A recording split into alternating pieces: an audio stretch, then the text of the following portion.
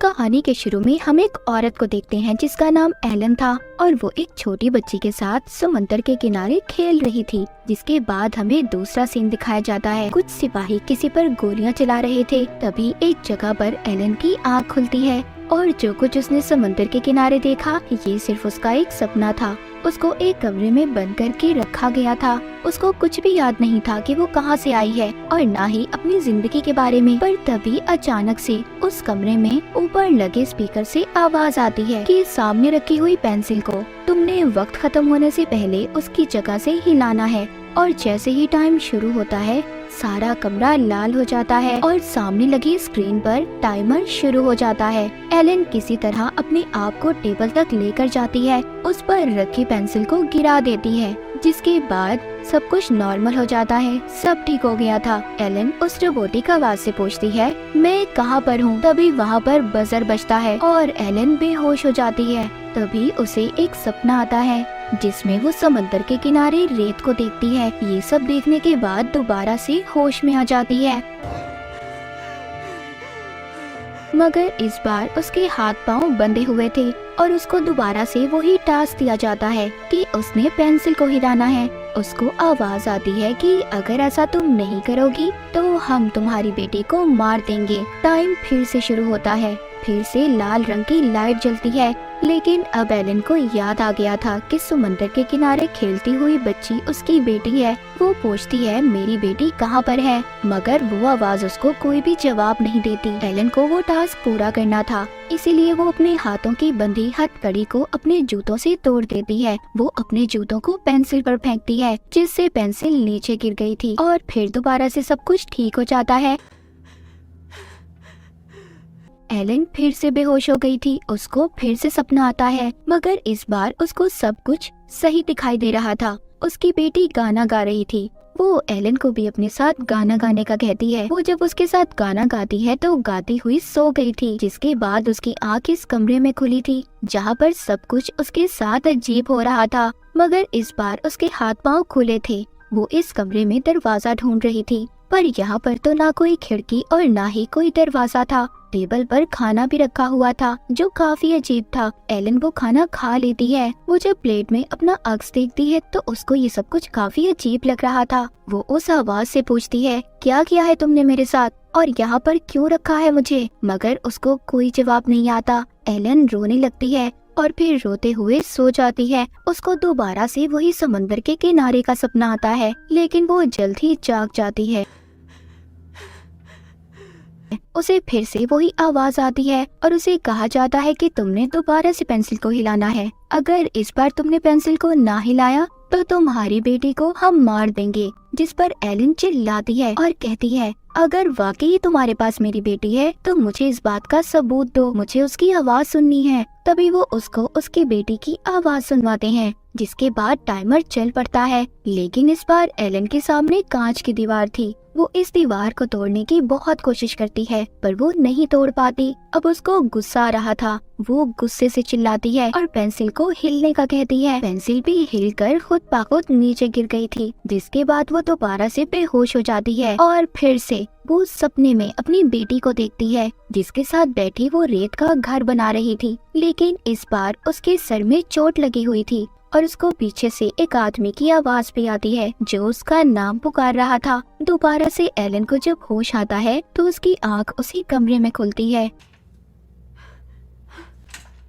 इस बार उसको कुर्सी पर बांधा हुआ था और उसके सामने एक आदमी भी था। एलन के सर पर बिल्कुल वैसी ही चोट लगी हुई थी जैसी उसके सपने में थी। वो आदमी एलन के पास आता है, पर वो ये समझ रही थी कि शायद यही वो आदमी किडनैपर है जिसने इसे यहाँ पर कैद किया हुआ है। वो उसको धक्का देती है, पर वो आदमी बताता है कि मैं तुम्हारा हस्बैंड हूँ, रॉजर नाम है मेरा। तभी एलन को सब याद आता है। वो अपने हस्बैंड से कहती है जिसने भी हमें यहाँ पर कैद किया हुआ है उन लोगों के पास हमारी बेटी है। अगर हमने उनकी काम ना किए, उनकी बात ना मानी तो वो हमारी बेटी को मार देंगे। पर तभी अचानक से उस रोबोट की आवाज आती है जो दोबारा से इनको पेंसिल हिलाने का कह रहा था। इस बार पेंसिल रॉजर उठाता है, पर आवाज आती है नहीं, ये काम सिर्फ एलन ही पूरा करेगी। अब एलन कैसे करती, उसको तो बांध कर रखा हुआ था।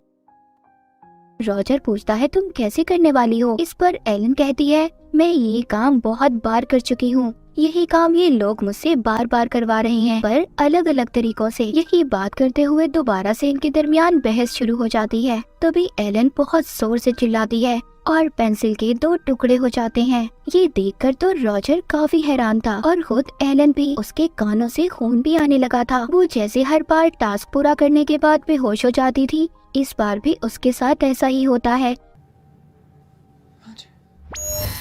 वो अपने सपनों में इस बार अपने हस्बैंड रॉजर को देखती है, जो गुस्से से उसकी तरफ देख रहा था। जिसके बाद दोबारा से उसकी आंख खुलती है। इस बार कमरे में उसके और रॉजर दोनों के लिए खाना रखा हुआ था। रॉजर उससे कहता है, मुझे लगता है एलन, तुम्हारे पास कोई खास शक्ति है, कोई खास ताकत है। तुम्हें याद है जब तुम मुझसे गुस्सा होती थी, लड़ती थी, तो तुम्हारे चीखने से घर की चीजें टूट जाती थी। तुम्हारे अंदर जरूर कोई खास बात है। जिसके बाद रॉजर उसको पीने के लिए पानी देता है और फिर वो जमीन पर ही लेट जाती है। रॉजर उससे पूछता है, क्या तुम्हें कुछ याद है? मगर वो कुछ भी नहीं बताती।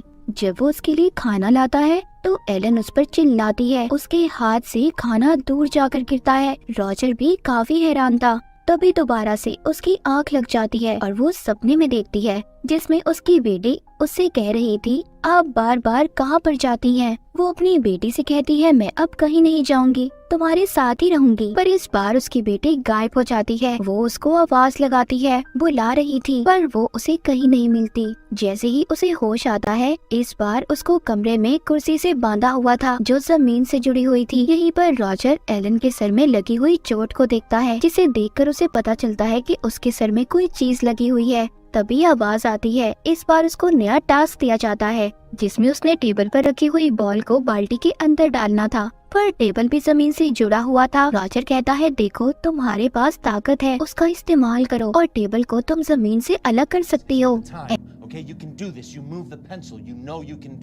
एलन अपना पूरा ध्यान लगाती है।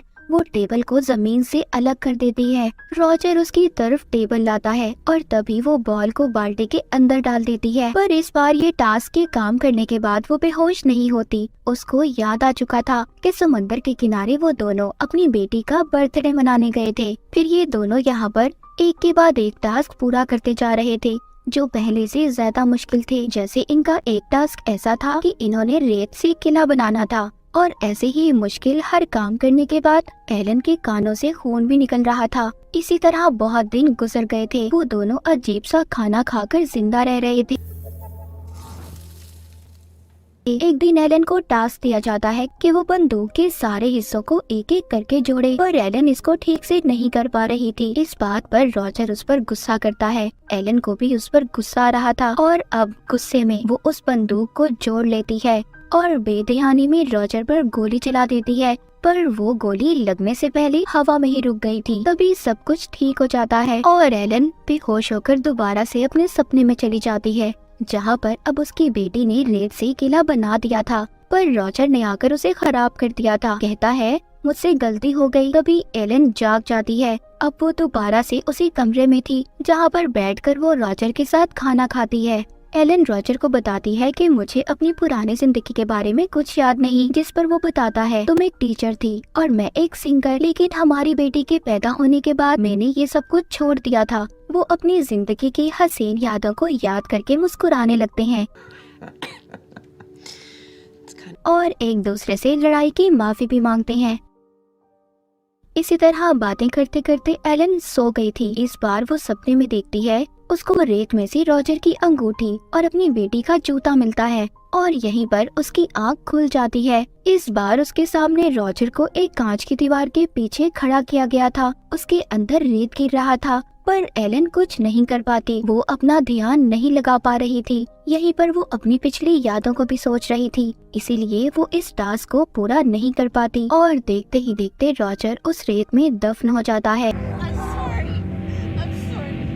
जिसके बाद आवाज आती है, तुमने अपना टास्क पूरा नहीं किया। एलन को बहुत गुस्सा आ रहा था और गुस्से में वो तेज आवाज से उस स्पीकर को भी तोड़ देती है, जिससे आवाज आ रही थी। तभी उधर एक दरवाजा खुलता है, जिसमें से 3 सिपाही आते हैं, लेकिन एलन अपनी ताकतों से उन्हें भी मार देती है। फिर यहाँ से बाहर आती है, वो देखती है उसने 298 टास्क पूरे किए थे। तभी वहाँ पर और भी बहुत से सिपाही आते हैं, मगर इस बार एलन अपनी ताकतों को सही से इस्तेमाल करना सीख गई थी। वो उन सभी को मार देती है।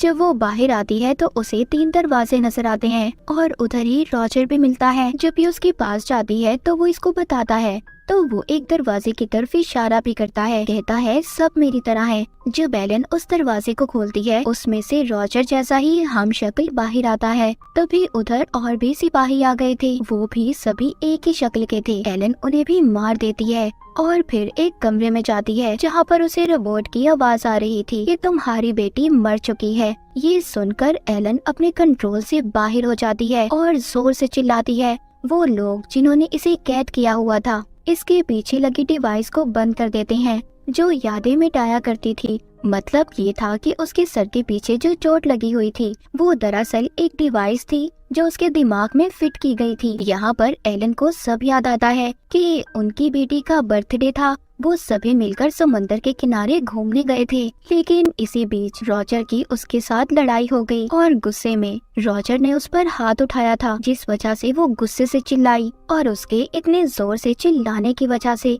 रॉजर और उसकी बेटी की मौत हो गई। अपनी फैमिली की मौत की वजह वो खुद थी। दरअसल एलन के पास खास ताकतें थी। वो आवाज इसको ये भी बताती है कि जितने भी टास्क तुमने किए सभी तुम्हारी ताकतों का टेस्ट था। तुम्हारे सामने एक दरवाजा है जहाँ पर जाने के बाद तुम सब कुछ भूल जाओगी। पर एलन कहती है नहीं, मैं अपने हस्बैंड और बेटे की यादों में रहना चाहती हूँ। मैं ये सारे टास्क फिर से करूँगी। फिर एलन को वही सपने आते हैं और फिर से उसकी आंख उसी कमरे में खुलती है, पर पहले का उसे कुछ भी याद नहीं था। फिर से उसे पेंसिल हिलाने का टास्क दिया जाता है। मूवी के आखिर में हमें बताया जाता है कि एलन यहाँ पर क्यों थी और ये आवाज किसकी थी। ये जगह एक खुफिया ऑर्गेनाइजेशन थी। इनको तब पता चला जब एलन ने अपनी ताकतों से अपनी फैमिली को मार दिया, जिसके बाद ये लोग इसको यहाँ पर ले आए ताकि यहाँ पर रहकर ये अपनी ताकतों को कंट्रोल कर पाए, ताकि आगे की जिंदगी में इसकी वजह से कोई नुकसान में ना हो, इसके आसपास के लोगों को कोई तकलीफ ना हो। और इसी के साथ ये मूवी यहीं पर खत्म हो जाती है।